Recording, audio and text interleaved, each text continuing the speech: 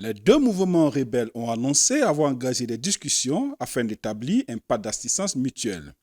Les relations entre eux, le lieu de la rencontre est tout un symbole.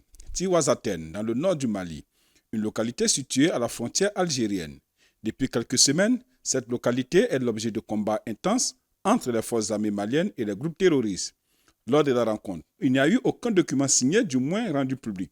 Pour le porte-parole du cadre stratégique permanent pour la défense du peuple de l'Azawad, Mohamed El Maouloud Ramadan, les échanges ont été fructueux et bénéfiques pour les deux parties, car ils ont décidé de se porter assistance, mais également de défendre ensemble les intérêts sur le plan international.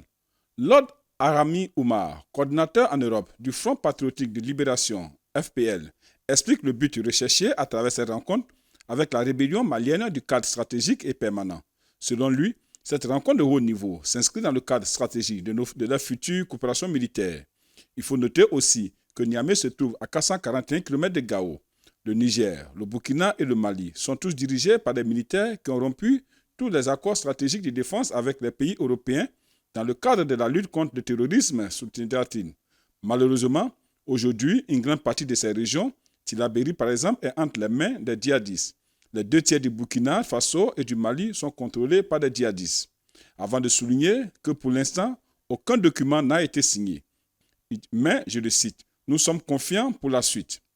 Pour rappel, le FPL a pris les armes pour exiger la libération du président déchu Mohamed Bazoum, qui est toujours détenu à Niamey depuis sa chute le 26 juillet 2023, tout en exigeant un retour à l'ordre constitutionnel au Niger, sinon ils vont continuer la lutte.